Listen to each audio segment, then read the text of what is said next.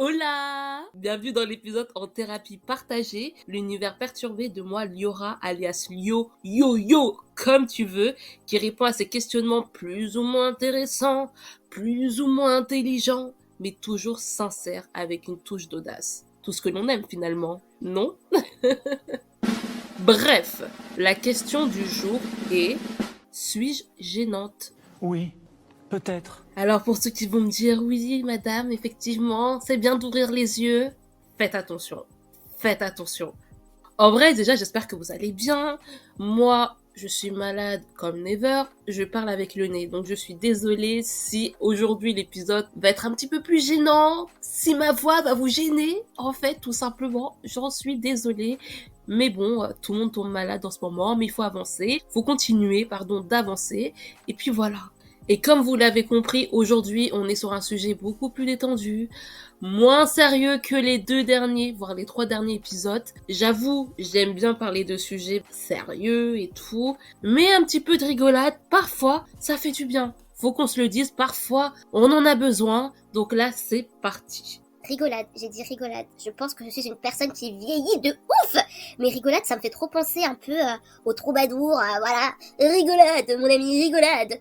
Bref, malgré ma maladie, je suis de bonne humeur. Tout va bien se passer. Vraiment, tout va bien se passer. Ça va être incroyable aujourd'hui. Le sujet est passionnant parce que la gêne est en vrai passionnante. Elle t'embarrasse, mais elle est passionnante. Et bref, du coup, aujourd'hui, on va parler de la gêne, de ce frisson qui se passe en nous, qui nous traverse lorsqu'une situation gênante arrive. Vous voyez ou pas? Cette gêne, même des années après, plusieurs années, 2 ans, 3 ans, 5 ans, 10 ans, quand vous y repensez, vous êtes encore gêné. Vous voyez ou pas cette gêne-là? Oh. Et je pense qu'en vrai, bon, je dois le dire, il y a des personnes qui vivent plus de gêne que d'autres, et d'ailleurs qui sont plus impactées que d'autres aussi par cette gêne. Et parfois on peut se dire que franchement c'est trop. Enfin voilà, on se dit bon, il y a des gens qui vivent beaucoup cette gêne. Est-ce que la vie s'acharne sur nous? Est-ce que la vie nous veut du mal? Et faisons un petit peu partie de ces personnes-là. Je pense qu'effectivement, la vie est un petit peu taquine avec nous. Voilà. Elle est justement en pleine rigolade avec nous. Bon, est-ce qu'on peut faire autrement? J'en suis pas sûre. On vit avec, justement. C'est comme ça. Du coup, c'est reparti pour Liora l'exploratrice. Liora l'exploratrice. Liora. Liora. Liora. D'ailleurs, ça me fait penser à une collègue de ma mère qui m'appelait Dora au lieu de Liora parce qu'elle pensait que mon prénom c'était Dora. Mais madame, mais c'est même pas ça le pire. Je me souviens qu'elle avait donné un stylo à ma mère pour moi en disant ah tiens, comme le prénom de ta fille. Et en gros, c'était un stylo Dora l'exploratrice. Je sais pas si vous vous rendez compte. Est-ce qu'on peut commencer directement avec la gêne? Parce que cette personne a dû être gênée lorsque ma mère a dû lui dire « Mais en fait, ma fille ne s'appelle pas Dora, madame. Ma fille s'appelle Liora. Faites un effort. » Je pense qu'elle a dû ressentir de la gêne avec son stylo Dora l'exploratrice. Voilà, il y a ce genre de personnes qui provoquent elles-mêmes aussi leur gêne. Faut qu'on se le dise aussi. Bref, comme je vous le disais, c'est parti pour Liora l'exploratrice. Donc, après quelques recherches. Qu'est-ce que c'est la gêne? L'embarras. Parce qu'en gros, moi, quand je parle de gêne, je parle de cette gêne-là, qui est l'embarras, qui est ce malaise social, et du coup, ça se réfère à un sentiment d'inconfort ou de gêne éprouvé dans des situations, du coup, sociales. Et voilà, je ne parle pas de la gêne que vous pouvez, par exemple, ressentir lorsque vous portez des vêtements, je sais pas, trop serrés. Rien à voir. Mais de toute manière, je pense qu'on s'est compris dès le début. Je pense, j'en suis persuadée, mais je voulais quand même mettre les bases. Du coup, en faisant mes recherches, j'ai vu qu'il y avait pas mal de situations qui peuvent générer des gênes intenses.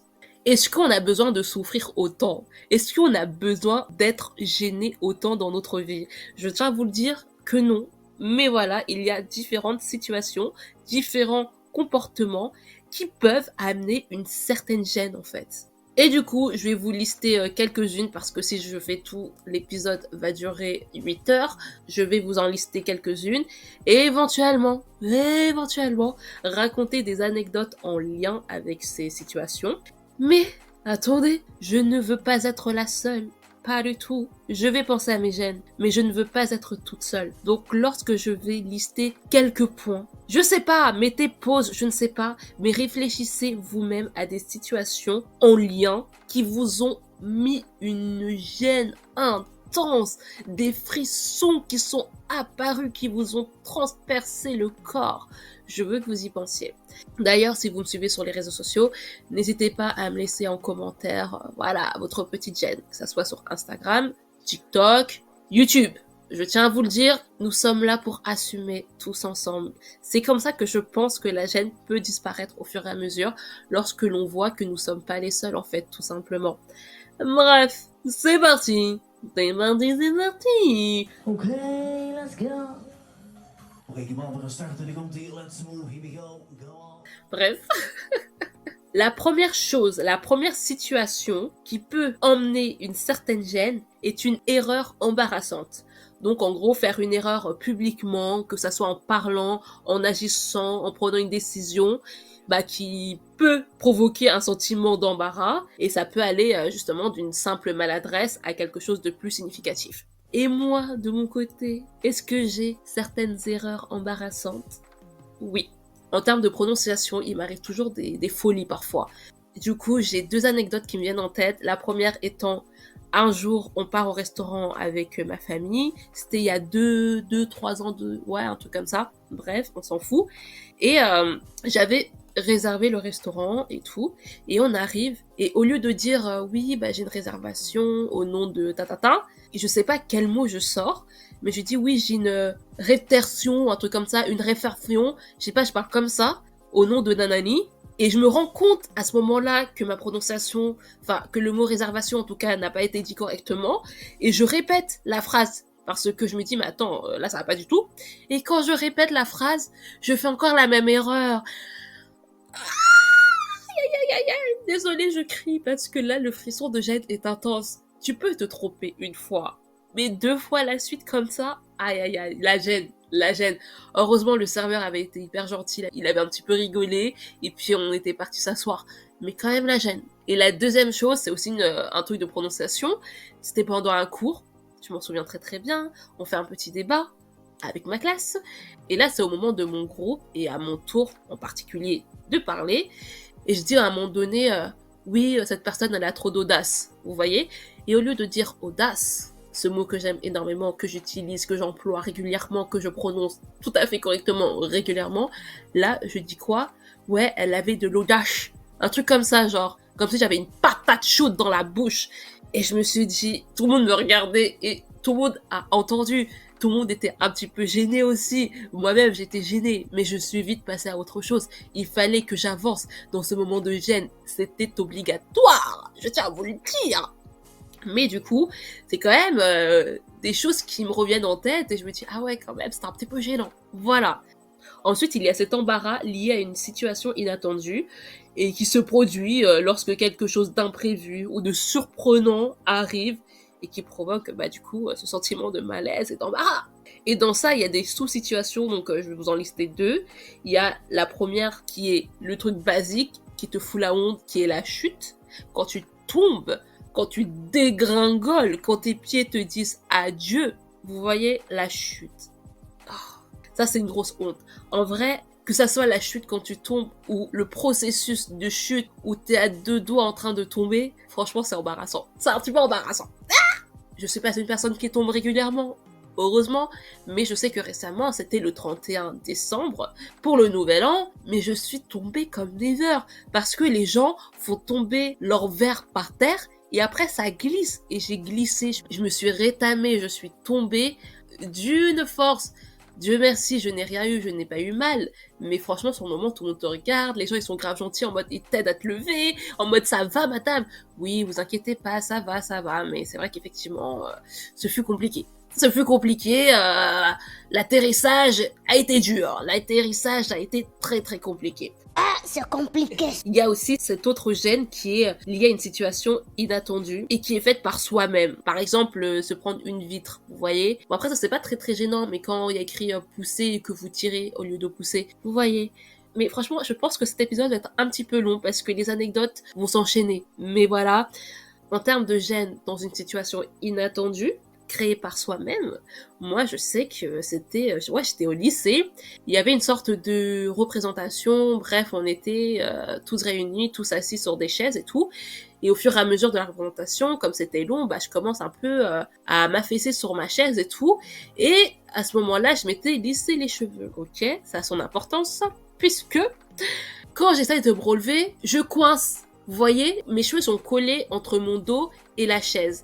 Et j'essaye de me relever et ça coince. Et moi, dans ma folie, je pense que c'est quelqu'un qui me tire les cheveux. Donc je suis là en mode Arrêtez de me tirer les cheveux, la personne qui me tire les cheveux, qu'elle arrête de tirer mes cheveux. mais la dame se débat toute seule sur la chaise pendant, je sais pas, 10 minutes. Et finalement, je me rends compte, après 10 minutes, qu'en fait, simplement que mon dos était collé à mes cheveux, j'avais juste à me relever correctement, et c'était good en fait. Je sais pas à quel moment j'ai pu penser qu'on me tirait les cheveux, il n'y a point d'explication à ce raisonnement, à mon raisonnement, mais en tout cas, c'était archi la honte dans le sens que derrière, il y avait d'autres personnes.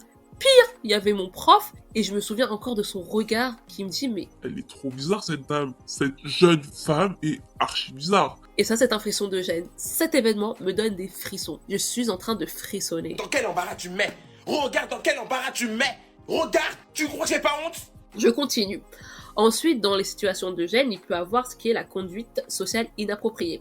Donc ça peut être des comportements sociaux inappropriés, tels que parler fort, monopoliser la conversation, ignorer les signaux sociaux, et donc du coup ça peut susciter de la gêne. En soi, moi je suis pas concernée par cela, à part parfois j'avoue que je ris fort et que je me rends pas compte de l'intensité du volume sonore de mon rire, et c'est vrai que parfois les gens peuvent se retourner, mais bon, c'est pas quelque chose qui va me gêner plus que ça. Ensuite, il y a cette situation où vous allez gêner une personne par votre comportement, et cette gêne, finalement, va se répercuter sur vous. Et là, j'ai une anecdote encore une fois. Je me souviens, j'étais avec mon frère. Et c'était une période où on faisait beaucoup de basket, et on allait dans des stades ou des parcs à côté qui avaient des terrains de basket et tout pour jouer. Et à force d'y aller, forcément, on retrouve souvent les mêmes personnes, les mêmes têtes, bref. Mais cette histoire remonte il y a 2 ans, je crois. Au bout d'un moment, on rencontre ce garçon qui s'appelle Gabriel. On est là, on le retrouve souvent, et un jour, on joue avec lui, et on était 6. Et du coup, on fait des équipes de 3, et à chaque fois, on change ces équipes de 3. Aparté importante, à ce moment-là, avec mon frère, on aimait beaucoup écouter une certaine chanson. Une chanson de SCH, feat. Freeze Corleone. J'ai trop de soucis et j'ai trop de sap, hey. Uno nueve Colt 405. Je tire de loin si tu fais du benchak. Ceux qui ont la chanson en tête qui s'appelle Manshaft, peut-être que vous allez voir arriver la suite. Peut-être. Mais en vrai, même pas sûr. Et du coup, dans cette chanson, il y a Freeze Corleone, il est là, et il dit souvent équipe, équipe à la suite, et il dit un gros mot. Est-ce que je vais le dire? Je sais pas. Il dit le mot pétasse. Voilà, je l'ai dit. Bref. Et je sais qu'on l'avait souvent en tête, on l'écoutait régulièrement, de la mode, ouais, équipe, équipe, équipe. Et c'était vraiment genre instinctif, vous voyez. Et un jour, du coup, je vous le disais, on était là, on fait nos équipes, et là, on change d'équipe. Du coup, moi, je me retrouve avec mon frère et Gabriel. Et franchement, on était archi contents. Donc avec mon frère, on était grave heureux, on était là en mode, ouais, équipe, équipe, équipe. On était trop bien. Et on voit Gabriel qui dit aussi, équipe, équipe. Et là, on se dit, ah mais purée, il a la même rêve que nous. Il écoute aussi Manshaft. Incroyable. Donc on est là en mode équipe, équipe. Et là, mon frère et moi, on dit en même temps équipe, équipe, pétasse.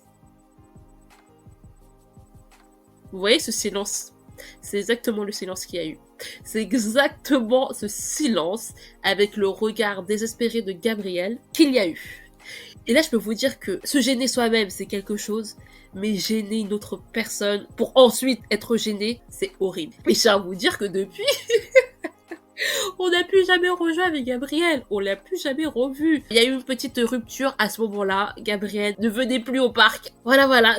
Ah, je suis encore gênée, je tiens à vous le dire. Donc voilà, gêner quelqu'un, c'est encore pire que se gêner soi-même. Et comme je vous le disais depuis tout à l'heure, parfois, je repense à certaines situations et je suis encore gênée. Mais c'est horrible, vraiment. Vraiment? Et du coup, il y a plusieurs causes à cela, au fait de tout le temps repenser à ces gênes. Bon, déjà, faut le dire, nous sommes pas tous égaux face à la gêne. Certaines personnes sont plus gênées par telle ou telle situation. Par exemple, si j'oublie le prénom de quelqu'un, je peux être vite fait embarrassée, mais pas de ouf, alors que je sais que certaines personnes proches de moi vont vraiment se sentir mal. Et du coup, il y a plusieurs causes à ce sentiment de gêne qui perdure. Attention, je vais tout vous dire, mesdames et messieurs, je vais tout vous dire. Attendez, je tiens à vous dire, vous voyez, hein, on parle de sujets moins sérieux, mais on s'informe quand même un petit peu. Ça fait toujours du bien, il est vrai. Du coup, il y a en premier cette mémoire qui est émotionnelle. Donc les souvenirs associés à des émotions fortes, telles que la gêne, on a tendance à les mémoriser en fait tout simplement. Et lorsqu'une situation provoque une forte réaction émotionnelle, elle va être vachement profonde dans notre mémoire, elle va s'inscrire dans notre mémoire et du coup ce qui va la rendre plus persistante et mémorable à long terme. Oui. Ensuite, nous avons cette auto-évaluation constante de nous-mêmes. En tout cas pour les personnes où la gêne peut perdurer dans le temps. Donc en gros, dans cette évolution constante, les personnes ont souvent tendance à s'auto-évaluer et à réfléchir sur leurs propres actions, sur leurs propres gênes, et ça peut provoquer ce même sentiment de gêne qu'elles ont vécu sur le moment, même 10 ans plus tard. Ensuite, il y a aussi cette peur du jugement des autres, qui peut être vraiment puissante, dans le sens que des années après cette situation, tu peux te sentir mal, encore une fois, comme je vous le dis. Et moi, ça me fait penser aussi aux oraux, vous voyez. Moi, je sais que pendant mon parcours scolaire, j'ai pu faire différents oraux, blablater sur différents sujets et tout. Et c'est vrai que parfois, quand tu connais pas les gens ou quand la salle, il y a beaucoup de personnes qui t'écoutent, tu peux directement te sentir gêné parce que tu auras peur du jugement. Pour plein de choses, tu peux te sentir gêné parce que tu te sens pas du tout à l'aise à parler en public, peu importe. Et du coup, c'est vrai qu'il y a ce côté, peur du jugement. Et du coup, après, si tu fais une erreur ou si tu sens que ton comportement est bizarre, si tu te tiens bizarrement, les autres vont pas forcément le remarquer, mais toi, ça va te rester dans ta tête et t'auras cette gêne tout le temps, en fait. Et c'est horrible. Et ensuite, du coup, ce qui est un petit peu en lien, c'est l'impact sur la confiance en soi. Donc les expériences embarrassantes qui peuvent influencer la confiance d'une personne, et moins t'as confiance en toi, je pense, plus t'es susceptible d'avoir cette gêne qui perdure en toi, de te souvenir de cette gêne. Et enfin, il y a cette rumination mentale. En vrai, tout ce que je viens de vous lister, tout est en lien, tout se relie, vous voyez. Et du coup, la rumination mentale, c'est certaines personnes qui auront tendance à avoir des pensées répétitives et intrusives sur des événements passés, et ça peut prolonger le sentiment de gêne au fil du temps, vous voyez. Donc c'est pas agréable en vrai, c'est vraiment pas agréable. Faut vraiment qu'on arrête pour ces personnes, comme moi d'ailleurs, parce que je tiens à vous le dire, certaines gênes me restent encore en tête. Il faut qu'on arrête, faut qu'on passe à autre chose. C'est la vie en fait, tout simplement. On arrête d'être gêné, c'est tout. Parce qu'en vrai, parfois, on vit trop dans le passé. Stop! Allez, soyons maintenant à l'aise avec notre inconfort. Vous voyez ce que je veux dire? Et enfin, pour finir, parce que sinon l'épisode va durer 3000 ans, j'ai vu quand même quelques petites choses pour sortir de la gêne. Quelques petits éléments qui peuvent vous aider. De toute façon, on va se les noter ensemble. Et dès qu'on a un moment d'embarras qui nous revient en tête, on se dit non, et on prend la liste que je vais vous donner et on avance. En fait, simplement, on dit stop à la gêne. Stop. On bloque la gêne. Bloque la gêne. Ok? Bloque à Facebook, bloque à WhatsApp, bloque téléphonette, bloque. Donc du coup, pour sortir de cette gêne, il faut la reconnaître et l'accepter. Forcément, tu dis ok, là ce fut un moment hyper gênant, mais on passe à autre chose. Après, on peut aussi faire des blagues dessus. Bon, là ça me vient pas en tête. Bon, bref, en tout cas, on essaye de faire des blagues, on essaye de rire de soi-même, de rire de certaines situations, et ça peut même, ça nous détend en fait tout simplement, et ça nous permet d'avancer, de passer à autre chose. Ensuite, on peut changer de sujet. Je pense que ça c'est vraiment un conseil lorsque ça se passe directement. Si vous êtes dans un moment de gêne, passez à autre chose, changez de sujet pour que les personnes pensent elles-mêmes à autre chose et que vous-même vous pensez à autre chose. Et voilà, comme ça, on oublie cette gêne. Pas besoin justement, même pire, de laisser un blanc et d'attendre. C'est la mauvaise solution, donc on passe à un autre sujet. Et c'est parti. Ok. Ensuite, ce qui est logique, c'est qu'ils disent qu'il faut se concentrer sur l'instant présent. Forcément, tu vas pas tout le temps, en fait, vivre dans le passé et penser justement à des moments qui t'ont mis mal à l'aise. Encore une fois, ce n'est pas possible. On arrête de faire ça. Je pense qu'à chaque fois, on va se dire ça. On arrête de faire ça. T'as un moment de gêne, tu arrêtes. Tu repenses à un moment de gêne, tu arrêtes. Stop. Encore une fois, on bloque. Et enfin, ce qu'ils ont dit et que je trouve plutôt logique, c'est surtout garder le sourire Oui, il faut garder le smile, garder le smile. Qui a la référence? Il faut garder le smile. Voilà, faut se le dire que on peut vivre des moments gênants, mais c'est pas grave, on garde le sourire et comme je vous le dis depuis tout à l'heure, on avance et on arrête de rester dans ces schémas répétitifs de gêne. On garde le smile, garde le smile. Garde toujours le smile. Si tu n'es pas content, tu souris quand même. Si tu n'es pas heureux, tu souris quand même. Si tu te fais critiquer, tu smiles quand même. Faut toujours garder le smile. Garder le smile. Bref, la réponse à la question « Suis-je gênante ?» Oui. Oui. En vrai, j'allais dire oui et non, mais en vrai, madame, il faut assumer un petit peu. Voilà, j'ai envie de vous dire, maintenant, nous allons assumer d'être parfois gênants. Assumons aussi de vivre ces moments gênants. C'est pas grave. Soit nous sommes gênants, soit nous vivons des moments gênants. C'est comme ça fait partie de la vie. Et je pense que voilà, c'est pour donner un petit peu du dynamisme à notre quotidien, on a besoin de ça. Voilà, ça permet de pimenter notre vie, justement. Et puis, en vrai, parfois, ça permet même de relativiser. Donc, si vous avez du mal à gérer les moments gênants et à y repenser régulièrement, ne vous inquiétez pas. Vraiment pas, nous sommes dans le même bateau. Et je vous promets que la plupart du temps, les gens, ils oublient. Il n'y a que nous qui ruminons pour rien. Alors franchement, arrêtons à chaque fois de repenser à ces moments de gêne. Acceptons ces moments de gêne. On en a déjà vécu, on va en vivre plus tard. Les gens aussi en vivent, nous sommes pas les seuls, donc ce n'est point grave. Et puis en vrai, j'ai envie de vous dire aussi, ça vous fait un peu des anecdotes à raconter. Voilà, regardez-moi depuis tout à l'heure, j'arrête pas de blablater et vous raconter mes moments gênants. Voilà, ça fait des anecdotes plus ou moins drôles. En tout cas, ça fait des anecdotes qu'on peut partager avec d'autres personnes. Donc, allez, regardons ces moments d'embarras avec des yeux nouveaux qui nous emmènent sur la route de la rigolade empruntée par le troubadour, par les différents troubadours de la vie. Mais en tout cas, gardez le smile.